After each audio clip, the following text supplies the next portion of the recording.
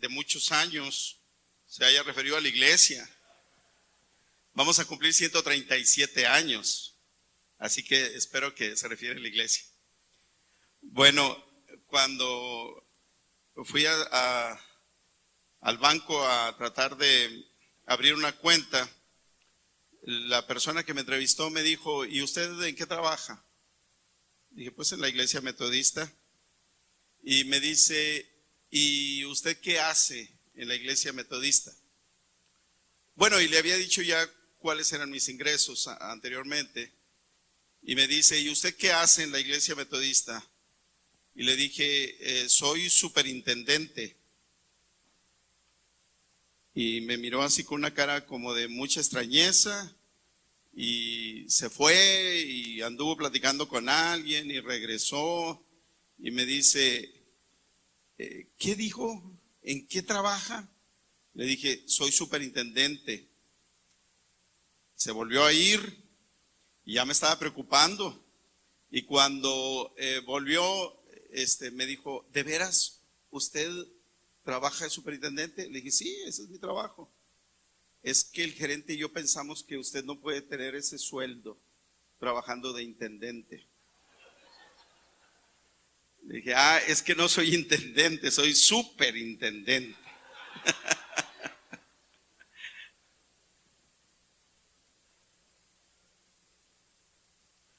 Aquellos viajes inolvidables, obispo, donde visitábamos todas las iglesias, tenemos anécdotas tan preciosas, pero que nos llevarían buen tiempo si hablásemos de ellas, y ya estamos en contra del tiempo.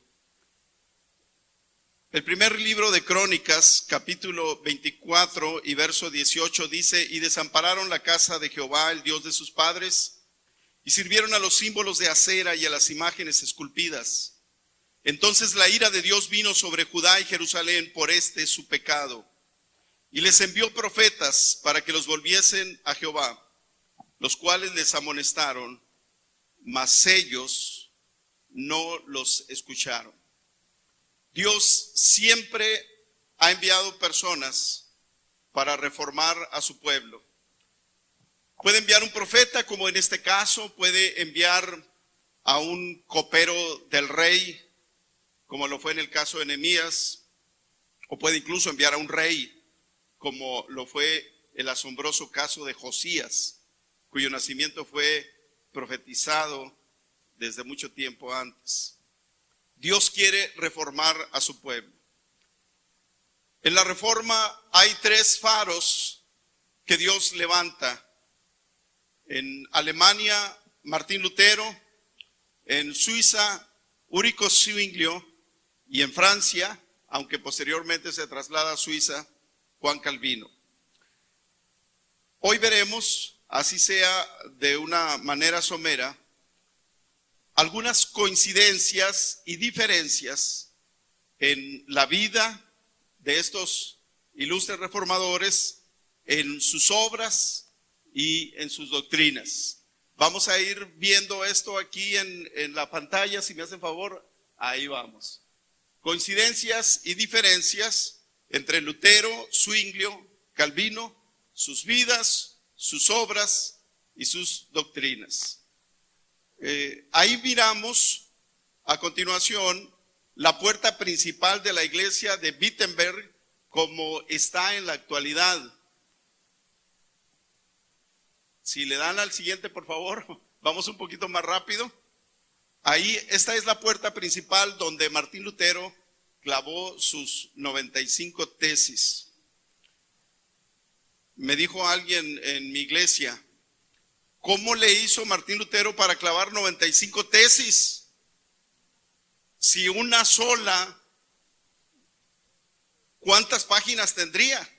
Bueno, pues ya sabemos que las tesis de Martín Lutero no eran las tesis profesionales de hoy.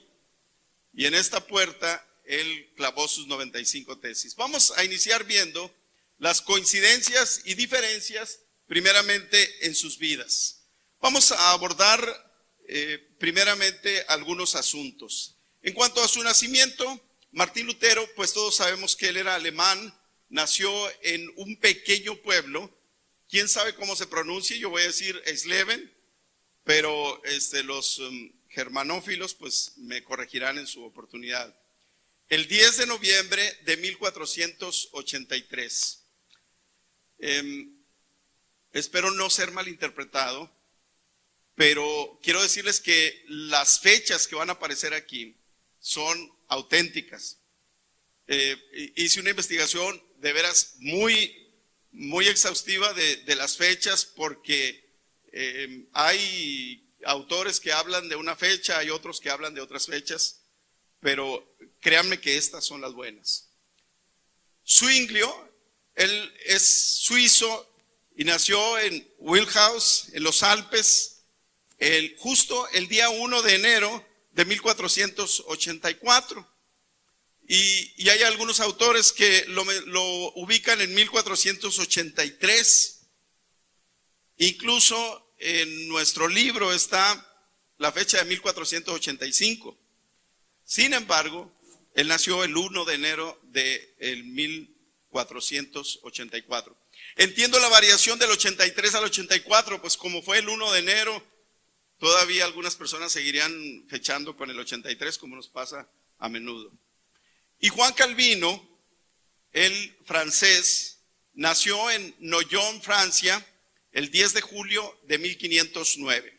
¿Cuáles son las coincidencias en cuanto al nacimiento de estos tres reformadores? Si se dan cuenta, todos nacieron en pueblos pequeñísimos. Su cuna, aunque en algunos casos pudiéramos decir que fue como en el caso de Zwingli, de padres acomodados, sin embargo, nacieron en lugares pequeños donde aparentemente sus vidas no tendrían la resonancia necesaria para un movimiento como el de la Reforma. Notemos también que prácticamente Lutero y Zwingli son contemporáneos, se llevan un año de diferencia, pero Juan Calvino, pues él casi es de otra generación propiamente dicha, ¿verdad? Hay 25 años entre Juan Calvino y Ulrico Zwingli. El siguiente asunto es la ocupación. Lutero es un monje agustino, aún contra el deseo de sus padres. En 1505, Lutero se inscribe en la orden de los agustinos. Lutero forma parte del clero regular.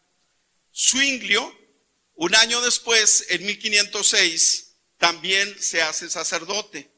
Y en 1513, Zwingli es nombrado capellán militar, y de esta manera Zwingli pasa a formar parte del clero secular. Así que vemos ahí una diferencia, en tanto que Lutero es del clero regular, Zwingli es del clero secular.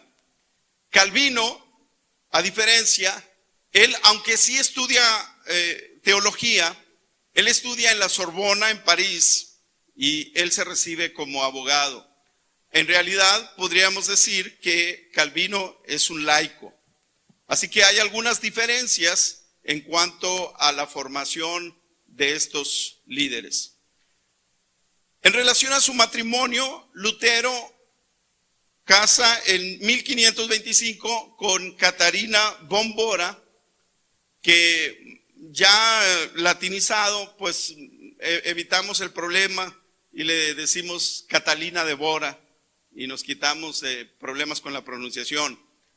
Había sido una monja alemana y Zwingli se casa con Anna Reinhardt. En nuestro libro dice que se casa con Anna Meyer. Es la misma, hermanos. Solamente que Reinhardt es su apellido de soltera y Meyer es el apellido de su anterior esposo. Ana era viuda cuando se casa con Zwingli en 1524. Apenas, y digo apenas en relación a la diferencia de edades que hay entre ellos, apenas 8 años después, Juan Calvino se casa con Idelette de Bure, un matrimonio muy del cual se ha escrito más que de cualquiera de los otros reformadores. Desafortunadamente, Idellet solamente vivirá 9 años y Juan Calvino le recordará siempre con mucha gratitud. En relación a sus hijos, Lutero tuvo 3 hijos y 3 hijas. Zwinglio tuvo 4 hijos con su esposa Ana, y Calvino no tuvo hijos con Idellet. Lo propio sería decir, sí tuvo hijos, pero murieron. Ninguno de ellos llegó a la infancia temprana, todos murieron, los 3 murieron, unos en el nacimiento y otros apenas unos días después de nacido. ¿Cuál fue el momento de la conversión de estos gigantes de la fe? Es interesante ver que Lutero no podemos precisar una fecha, como sí es el caso de otros hombres ilustres. Lutero, desde que está en la orden monástica, viene a él las palabras de Romanos de el justo por la fe vivirá. Y en el viaje a Roma que hace en 1510, esas palabras cobran una relevancia mayor para él. El estudio de la Escritura convence a Lutero de que la iglesia se ha apartado de las normas que el Señor había dejado para su iglesia. Nosotros, por supuesto que conocemos las 95 tesis que clavó Lutero en la catedral o en la iglesia de Wittenberg, pero antes de esto, Lutero ya había hablado de estas tesis. Incluso hay mensajes donde él menciona alguna de estas tesis. En 1520, Lutero es excomulgado y es muy famoso el episodio donde se le entrega la bula papal y Lutero la quema. En referencia a Zwinglio, él en 1516, él toma una decisión de que las escrituras serán la norma de su vida. Y a partir de eso, de ese tiempo y de una manera muy marcada, Zwinglio busca sujetar su vida y poner todos sus actos bajo el parámetro de la palabra de Dios. En 1523, Zwinglio rompe con la iglesia y también es excomulgado.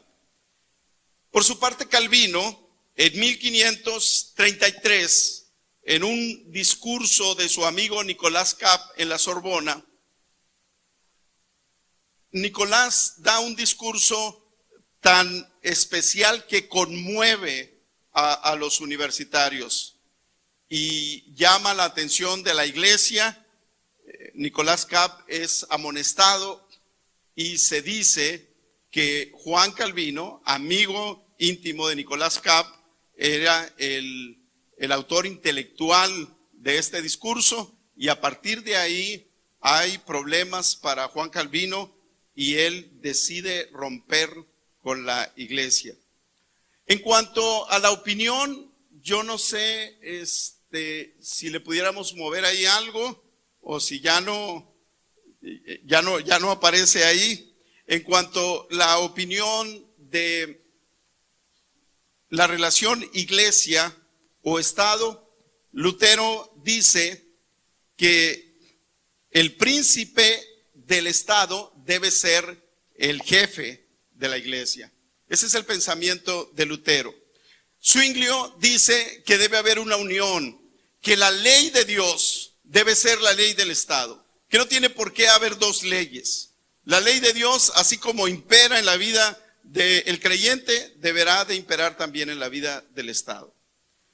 En tanto que Juan Calvino dice que Dios, como soberano que es, él tiene derecho a regir en el Estado. A continuación tenemos la habitación de Martín Lutero en Wittenberg, tal y como está en este tiempo que está siendo restaurada. La habitación donde vivió Martín Lutero en Wittenberg. No sé si tuvimos un problema, pero bueno, si regresa la imagen, ahí podremos ver esa habitación. Vamos a pasar al siguiente tema: coincidencias y diferencias en sus obras. Aquí está la habitación de Martín Lutero, como ustedes pueden ver, pues muy austera. Justamente en febrero estaba siendo restaurada esta habitación de Martín Lutero. Vamos a ver las coincidencias y diferencias en sus obras. El periodo de Lutero, en el cual él hace su trabajo principal en la Reforma, abarca 29 años, de 1517 a 1546. 29 años. En cambio, el de Zwinglio es muy breve, de 1523 a 1531. Y voy a explicar por qué razón es tan breve el periodo de Zwinglio. Calvino, por su parte, tendrá un año más que Martín Lutero, y él estará en la escena de la Reforma desde 1534 a 1564. Cada uno de ellos tuvo una sede desde donde sus esfuerzos tuvieron un apoyo constante. Por supuesto que la sede de Lutero es el castillo de Wittenberg, aunque hay que recordar aquel año que él estuvo preso en el castillo de Warburg para protegerlo. Zwinglio, por su parte, inició la obra en Zúrich, en Suiza, y luego se fue extendiendo hacia todos los cantones suizos. Hubo una resistencia muy marcada en algunos de ellos, como lo vamos a ver más adelante. En tanto que Calvino empieza en Francia, pero él tiene que huir y va a Ginebra, donde se establece por un corto periodo de tiempo. Calvino era muy estricto y las leyes que él quería imponer no fueron del agrado de muchos, y él tuvo que salir de Ginebra. Sin embargo, en 1541 la ciudad le llama, y esta vez Calvino establece sus leyes y prácticamente establece una teocracia en la ciudad de Ginebra. En relación a sus escritos, pues fueron, sobre todo Lutero y Calvino, fueron escritores muy prolíficos. Aparte de las 95 tesis de Martín Lutero, pues tenemos aquellos 3 grandes libros tan famosos: El llamamiento a la nobleza cristiana de la nación alemana, La cautividad babilónica de la iglesia y Sobre la libertad cristiana. No fueron estos los únicos, pero sí son los más conocidos.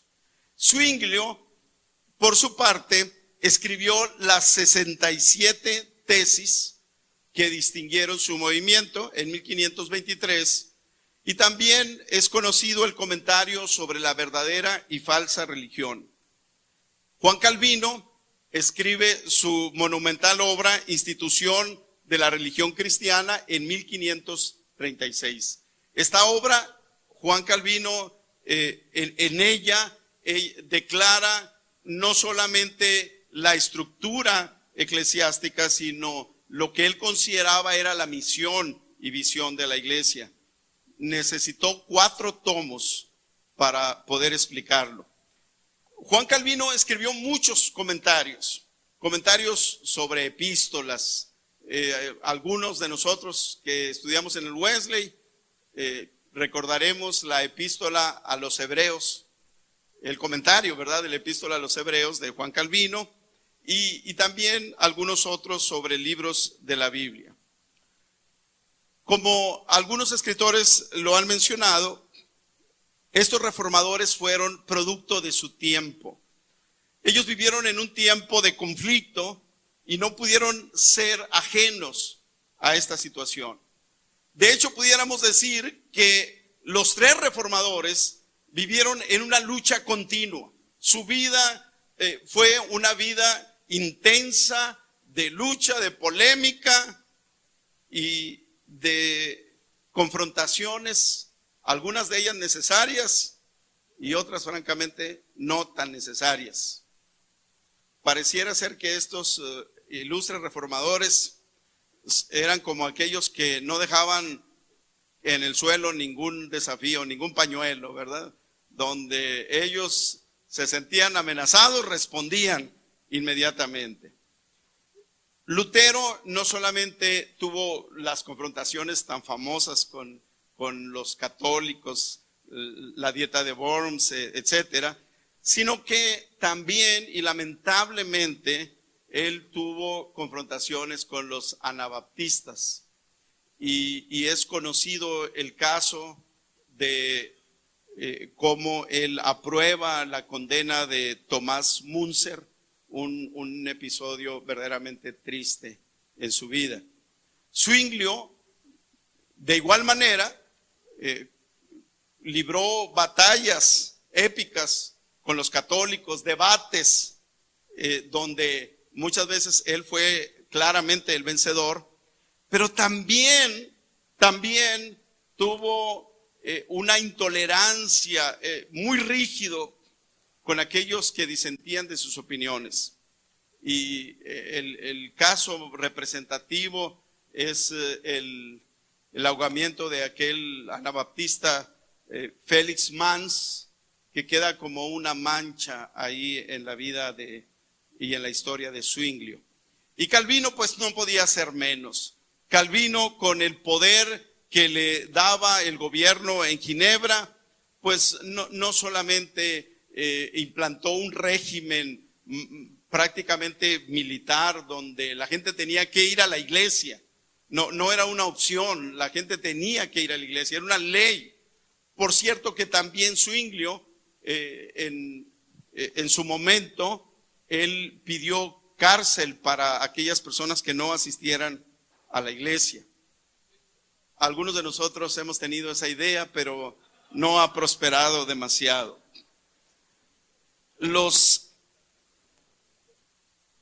Calvino también tuvo su cuota de intolerancia, y el episodio probablemente más conocido y más triste es el de Miguel Servet, aquel español que descubrió la circulación de la sangre y que lamentablemente para él era unitario, y Juan Calvino no le tuvo demasiada paciencia, así que lo mandó quemar vivo. En cuanto a los logros, pues pudiéramos citar tantos, hermanos. Lutero tradujo la Biblia al alemán, esa obra monumental que será recordada siempre, y por supuesto que Lutero es conocido prácticamente como el padre de la Reforma. Zwinglio fue el reformador en Suiza con la población que hablaba alemán, en tanto que Calvino fue el reformador con la población que hablaba francés.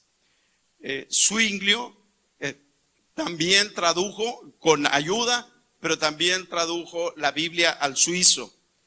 Y la influencia de Calvino, hermanos, pues se sintió de muchas maneras en su tiempo y ha continuado hasta nuestros días.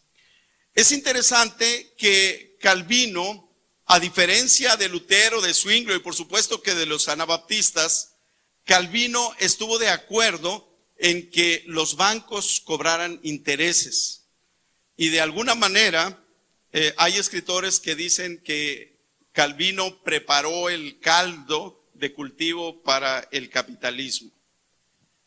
La muerte de estos próceres, pues tanto en el caso de Lutero como de Calvino, fue al finalizar de su tarea que el Señor les había encomendado y que luego dejaron en otras manos, como es el caso de Lutero con Melanchthon o de Calvino con Teodoro Beza. Sin embargo, Zwinglio muere en 1531 en una fatídica batalla que él nunca debió haber promovido, y sin embargo en una desventaja terrible, donde él contaba solamente, según algunos historiadores, con 2,000 soldados, enfrentó al ejército católico que los superaba con 7,000 soldados, y no solamente perdieron esa batalla, sino que Zwinglio también perdió la vida. Vamos a ver ahora el monumento a Lutero en Eisleben, en su ciudad natal. Hay este monumento que muestra al reformador estudiando la Biblia. Y vamos así a ir al último de nuestros temas: coincidencias y diferencias en sus doctrinas.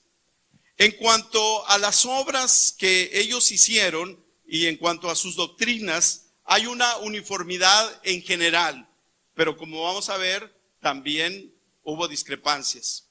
En cuanto a la predestinación, tanto Lutero como Zwinglio como Calvino estaban fuertemente influenciados por la idea agustina de la predestinación, y aunque los matices eran un poco diferentes, ellos concordaron en esta doctrina.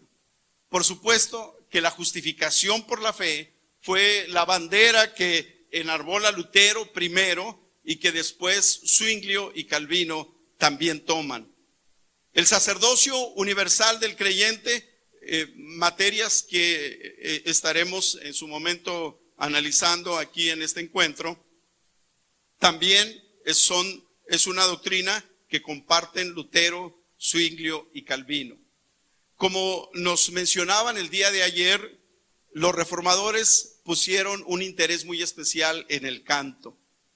Martín Lutero, como todos sabemos, compuso himnos, y asimismo Zwinglio y Calvino promovieron el canto, por supuesto en el idioma del pueblo. Es interesante saber que Zwinglio no solamente mandó que en Zúrich se quitaran todas las imágenes de los templos, sino que también sacó los órganos de los templos. En cuanto a los sacramentos, tanto Lutero como Zwinglio como Calvino estuvieron de acuerdo en que deberían de ser 2 sacramentos en vez de los 7 sacramentos que la Iglesia Católica establecía en ese tiempo. Solamente el sacramento del bautismo y el sacramento de la Cena del Señor fueron los únicos que estos reformadores aprobaron. No tuvieron mayor discrepancia en cuanto al bautismo, aunque sí había opiniones diferentes. Donde hubo problemas y serios fue precisamente en el sacramento de la Cena del Señor. Y eso lo vamos a ver a continuación. Ahí sí que tuvieron problemas.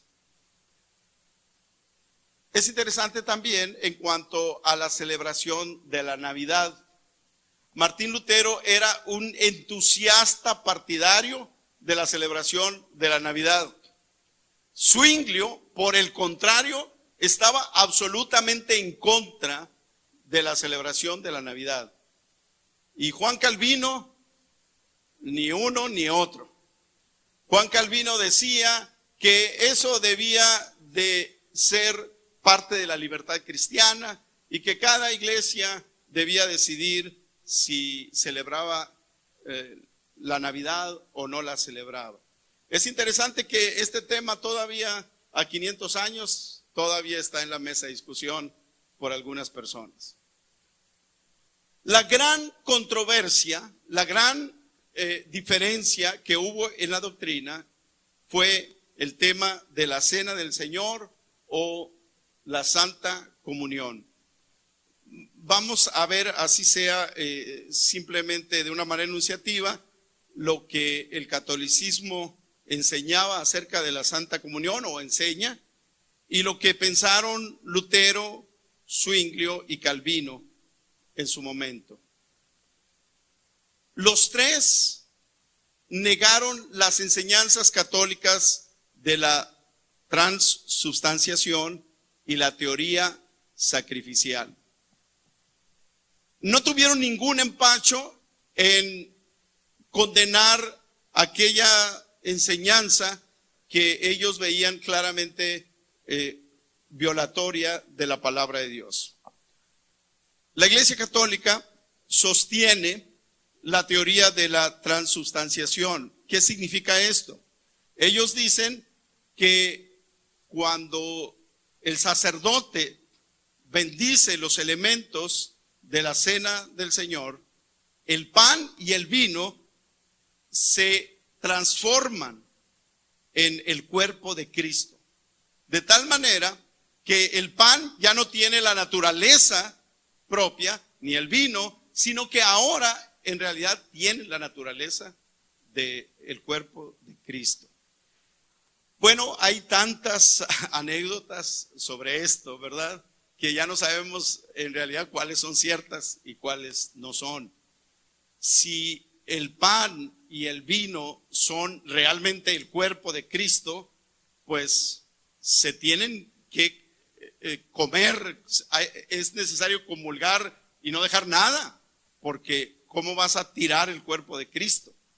Entonces ha habido algunas anécdotas ahí donde han mencionado de que en algún momento por descuidos hubo sacerdotes que tuvieron que comer el pan con suciedad o algo porque no podían tirarlo. La teoría sacrificial, pues es esa teoría de que en la misa es ofrecido el cuerpo de Cristo, ¿verdad? No hay ningún problema aquí para ningún evangélico el rechazar esta teoría, ¿verdad? Hebreos dice claramente que Cristo fue ofrecido una sola vez y para siempre. Así que en esto no hubo problema. No hubo problema en lo que no estaban de acuerdo. En lo que sí hubo problema, y tanto que nunca se pusieron de acuerdo, fue en lo que sí creían. Lutero desarrolló la teoría de la consubstanciación. ¡Qué teoría tan especial! Yo se las voy a leer como los luteranos la dicen, porque pues si no van a decir, pero es que así no es realmente. Y de hecho hay que mencionar que los teólogos luteranos no están conformes con el nombre, con el título.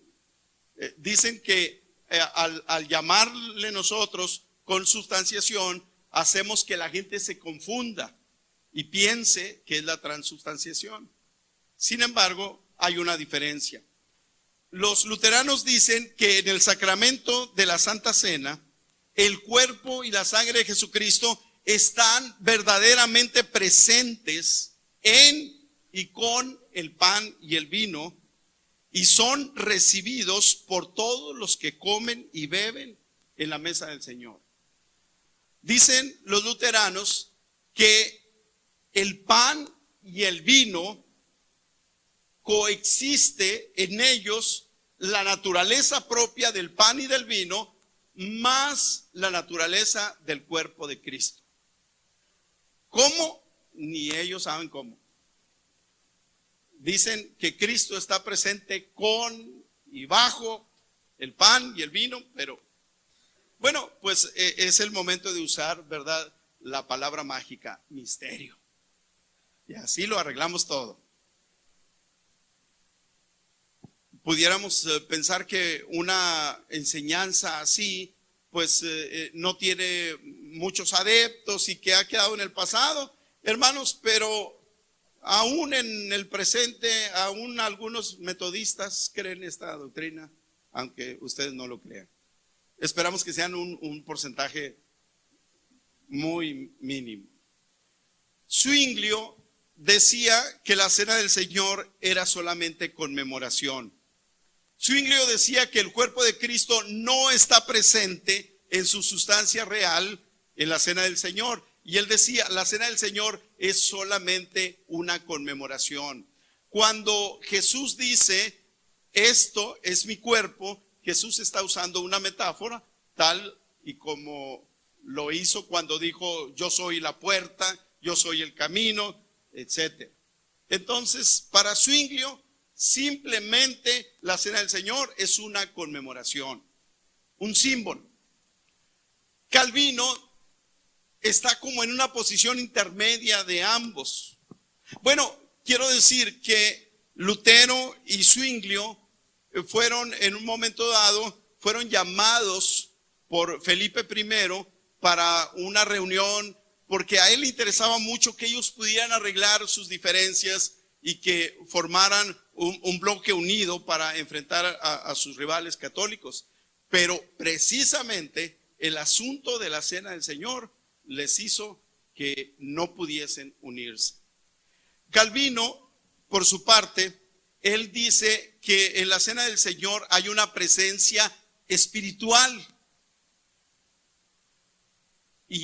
y debemos de acentuar lo de espiritual, porque la Iglesia Católica en su doctrina dice que el cuerpo de Cristo está presente literalmente. Calvino dice que el cuerpo físico de Jesús no está presente en la Cena del Señor, pero que sí está espiritualmente. Este es su otro concepto. Él dice el cuerpo físico de Jesús no está en el pan, no está en el vino, pero espiritualmente sí está ahí. Y Calvino menciona que la Cena del Señor es primordialmente una expresión de la bondad, de la gracia de Dios, y que es un medio que Dios ha provisto para el fortalecimiento de la fe del pueblo de Dios. Cada uno creyeron en su doctrina y no se apartaron de ahí. Solamente quiero mencionar algunos factores interesantes, y son el que Lutero, con el paso del tiempo, aunque no fue precisamente su obra, desembocó su movimiento en la iglesia luterana, Calvino en las iglesias reformadas. Y pudiésemos decir, bueno, ¿y qué pasó entonces con Zwinglio? ¿Qué sucedió con Zwinglio? En 1539 ya Zwinglio había muerto y sus seguidores en ese año de 1539 aceptaron la enseñanza de Calvino y se fusionaron con ello.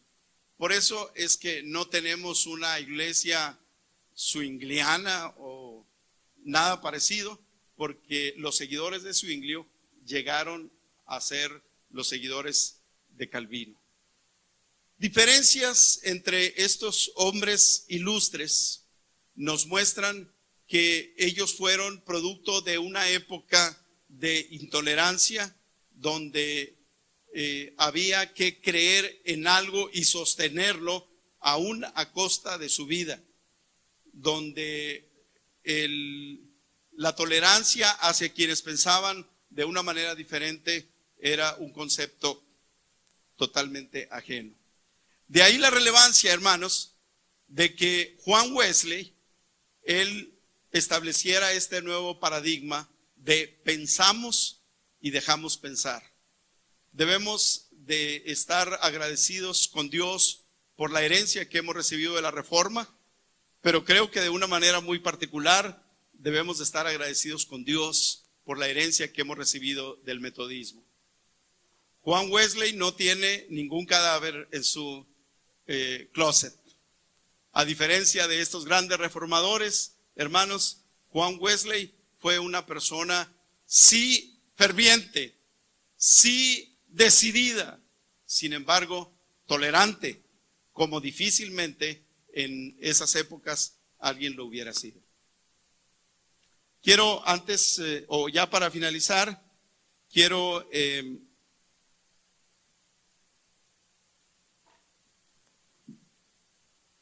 obsequiar a 3 personas, a 3 de ustedes, este álbum de El Mensaje que se llama Idioma de Amor.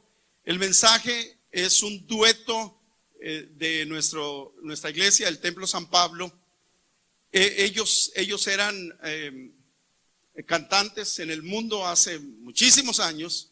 El Señor los tocó y no son medios convertiditos, son gente de pasión y ellos tienen la pasión de llevar el evangelio a todas las personas. Por eso se pusieron El Mensaje y ellos ministran en toda clase de eventos evangelísticos primeramente, y tienen unos cantos originales, todos los cantos son de ellos y verdaderamente tienen una calidad excepcional. Aquellos que los han escuchado lo pueden constatar.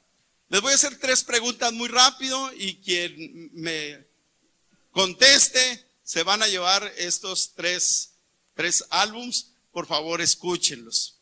Si alguien dice, yo quisiera uno, pues quiero decirle que ahí sí se me va el nombre de eso, necesito la ayuda de los adolescentes. ¿Cómo se llama ese lugar? No, el de donde se pone la música en Android. Ahí mero. En Spotify o en iTunes para los de Apple, ahí están ya el mensaje de nuestros hermanos. Mire, les voy a poner las preguntas bien sencillitas. La primera, ¿cómo se llamaba la esposa de Zwinglio? Se los dije. Pues sí, se llamaba Ana, pero ¿Ana qué? No me hagan una mezcla de esposas, no se vale.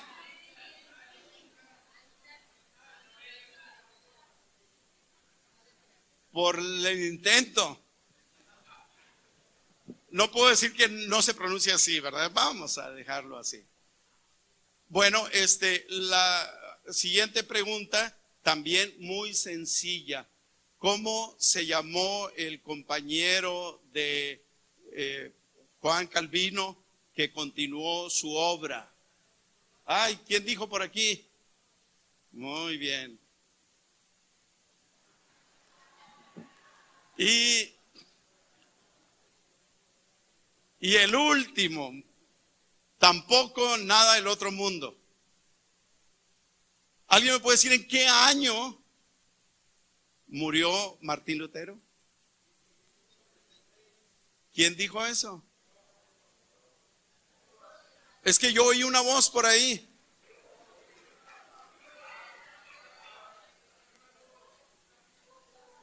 Somos hijos de Dios, hermanos. A ver, realmente los que dijeron, vengan por favor.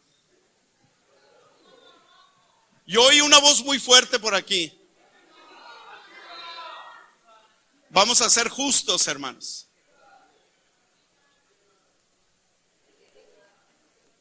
Era arriba entonces. Muy bien, listo. Hemos cumplido con toda justicia. Gracias, hermanos. Dios les bendiga.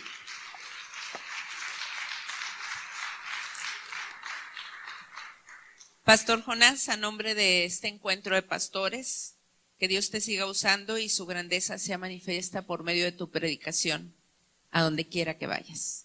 Dios te bendiga.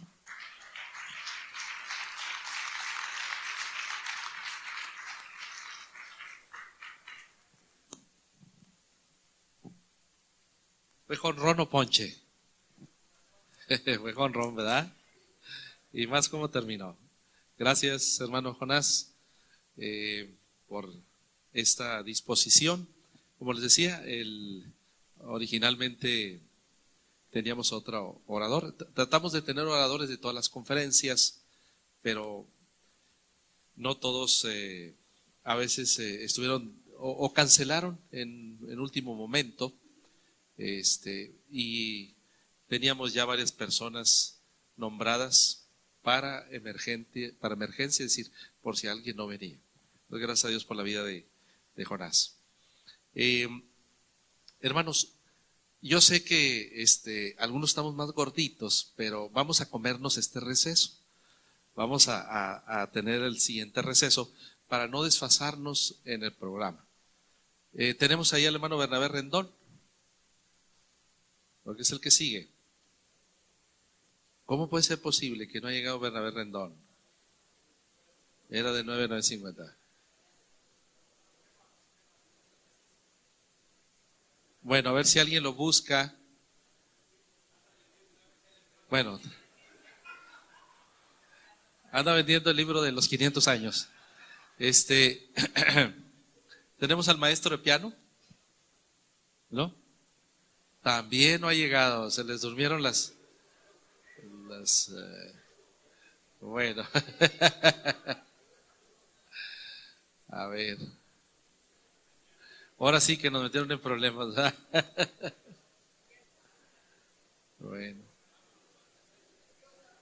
Bueno, vamos a darle oportunidad.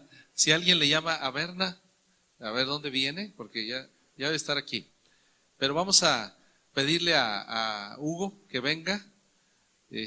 Vamos a cantar el himno Firmes y Adelantes. Firmes y adelante, huestes de la fe. Sin temor alguno que Jesús nos ve. Vamos a estar puestos en pie para entonar este hermoso himno.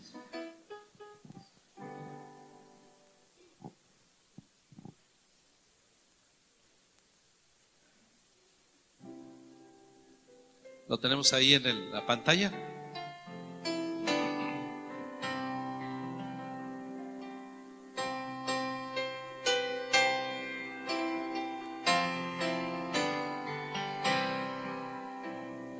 Firmes ya adelante, huestes de la fe, sin temor alguno que Jesús nos ve, jefe soberano,